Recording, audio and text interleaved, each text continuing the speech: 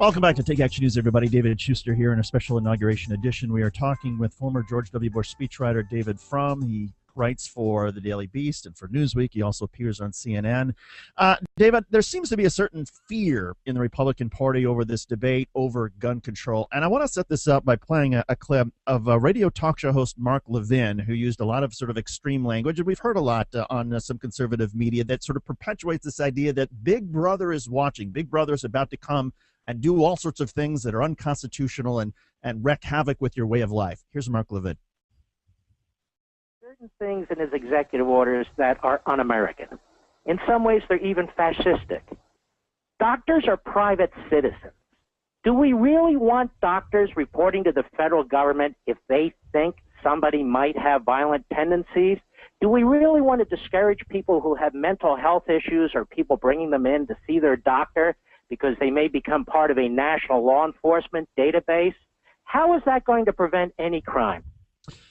David, from what are conservative talk show hosts like this, what are they getting at? And why does it seem that there are so many conservatives who seem to believe this stuff?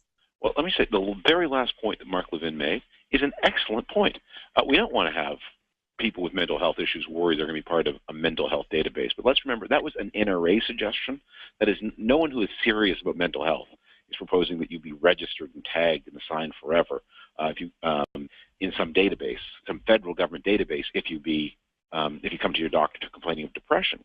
You need treatment options. But that's an NRA proposal to change the subject away from gun safety. But it's still a good point. But what is going on, I think, in a lot of the conservative world is guns are a powerful issue for mobilization. The shape of gun opinion is most Americans believe in gun rights, and the support for gun rights is rising. At the same time, particular gun safety measures are very, very popular. So the more specific the conversation is, the worse the NRA does. The higher the level of generality in the conversation, the better the NRA does.